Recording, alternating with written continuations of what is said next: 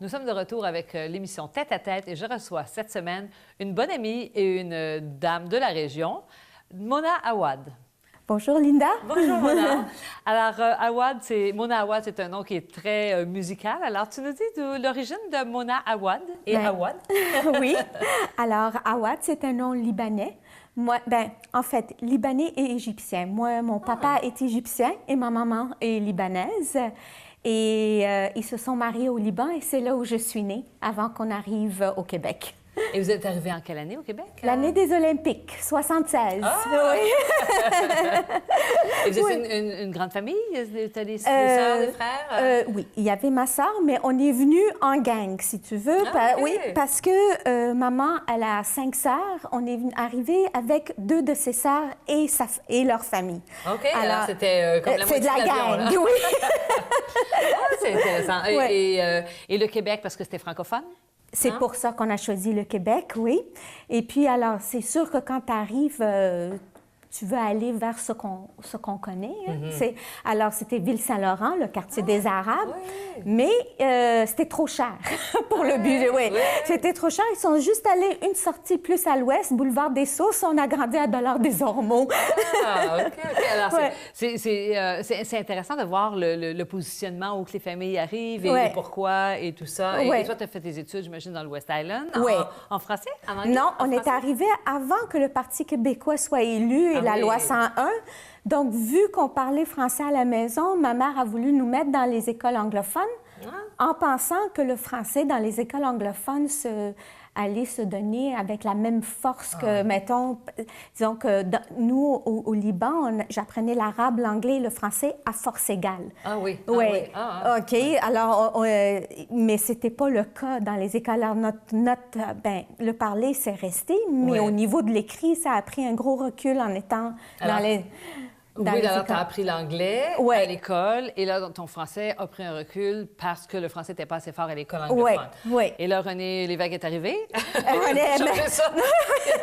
Pour moi, non. Moi, je suis restée jusqu'à l'université en anglais. Je suis allée à John Abbott, après ça à Concordia.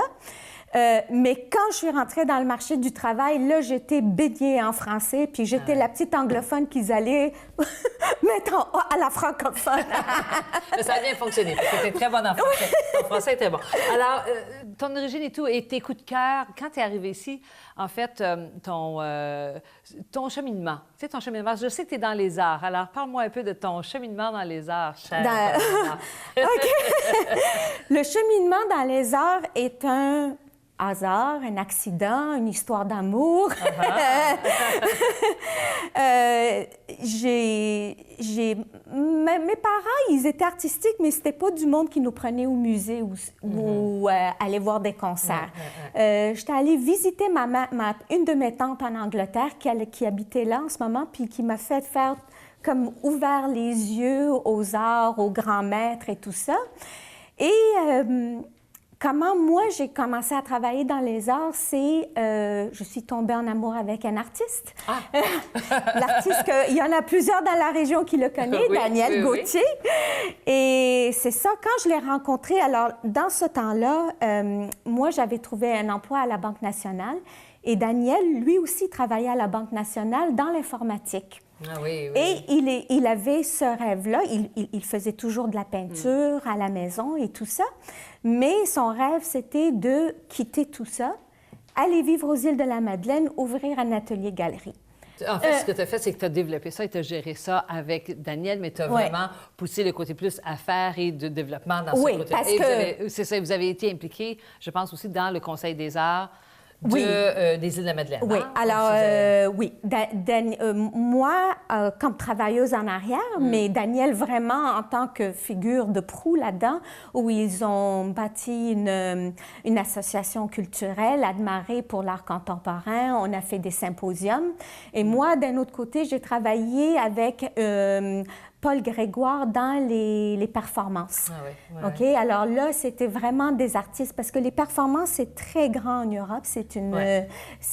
comment on peut décrire leur performance? C'est de la musique, du théâtre, de la peinture, c'est tout, de la danse, c'est tout ensemble, mais sous une expression artistique qui n'est aucune de ces disciplines. Elle est sa propre discipline. Alors ça, c'est très gros en Europe. Alors lui, il était là-dedans, puis on a invité des artistes de l'international, de l'Allemagne, dans le petit patelin des îles de la Madeleine. On leur faisait découvrir les îles et on avait 2 jours de performance pendant 2 heures de temps. De tout ça, vous avez ramené ça à Hudson. Oui. Hein? Alors, il y a eu un moment où un déménagement s'imposait. OK? Les rêves, ça tourne. Hein? Ah oui, ça n'est jamais bouge, 100%. Ça bouge. Non, c'est un work in progress. Oui. Tu as ouvert une galerie d'art, ça, je me souviens de ça, qui était superbe. Et entre-temps, j'ai été impliquée à revers le Hudson Street Fair, la fête foraine de Hudson. Alors, je me suis impliquée là-dessus. J'étais dans ce qu'ils appelaient le Hudson Business Association. À l'époque, c'est vrai. C'est vrai. J'étais sur ce conseil-là. Tu sais, j'essayais de faire toutes sortes de m'impliquer le plus possible pour faire fonctionner cette galerie-là. Et ça t'a apporté à l'Orchestre de chambre de Montréal. C'est ça. Alors, c'est un petit orchestre qui est mené par une femme, une chef d'orchestre, Wanda Kalouzny, qui est aussi, qui mène la chorale à l'église Wyman. À Wyman, oui.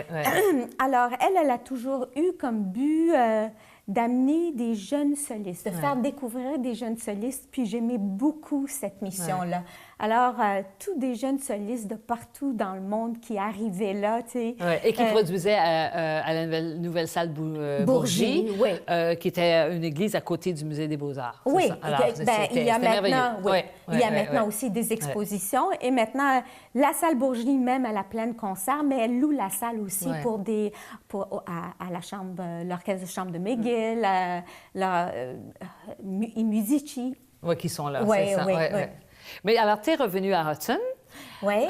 Tu as développé, tu es resté quand même actif au niveau des arts avec le Festival de musique de Hudson sur le conseil d'administration. Oui. Alors ça, c'est un gros dossier aussi, mais ça roule bien. Et dans tout ça, dans ta vie personnelle, toi, tes grands-mères, les enfants qui sont quand même à deux mondes différents. Oui, tu as un fils en Finlande. Il a rencontré une Finlandaise à l'université. Ben, en fait, il faut dire que mon fils aime à John Abbott, il rencontrait des Allemandes, il tombait en amour avec les Allemandes. Est-ce que c'était le pays ou la fille? Je pense que c'était un tout. Et Lisange, il est un artiste aussi. Il est un artiste aussi en développement, un super de bel artiste aussi. Il a fait partie des artistes qui ont fait le land art à Hudson, il y a 2 ans. Et il a fait la performance des bulles, de la truc des bulles. Oui, il faut le refaire. Il faut le refaire. Alors, on attend Lisange, le retour de Finlande de Lisange. Oui.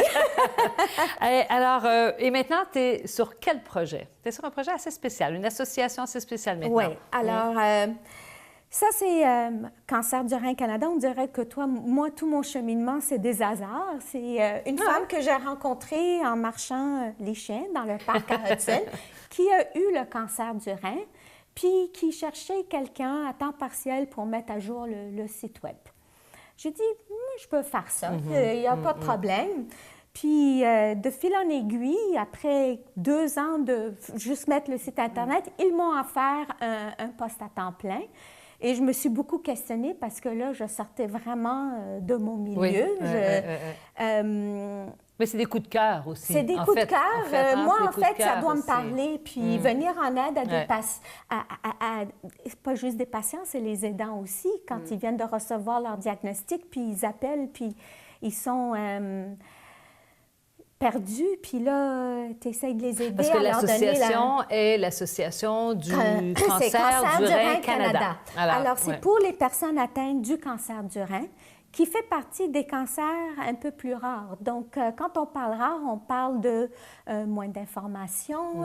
D'ailleurs, l'association a été fondée par 2 patients qui se sont rencontrés dans une salle d'attente parce qu'il n'y avait aucune information sur les web, à moins que tu allais en Europe ou sur les sites européens, mais canadiens, il n'y en avait pas. Alors, toi, tu fais tout le développement de relations publiques de cette association-là. Au niveau francophone. Francophone, pour l'Est du Canada. Oui. Hein? C'est quand même un grand territoire. Oui, hein? Dans le sens que je suis la personne qui répond au téléphone si vous faites 2 pour le français.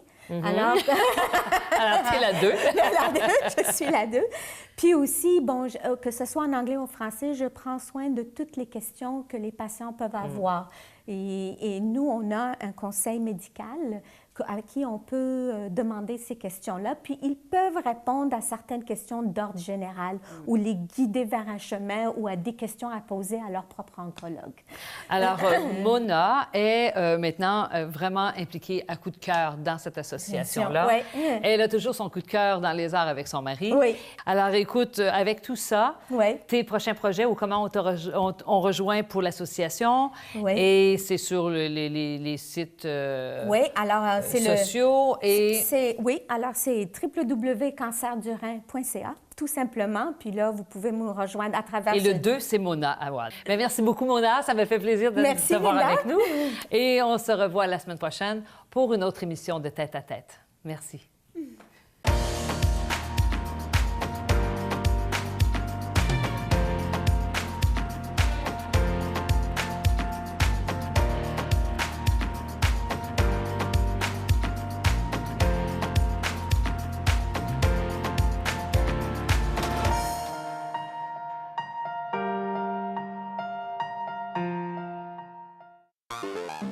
Revoyez vos émissions préférées à csur.tv.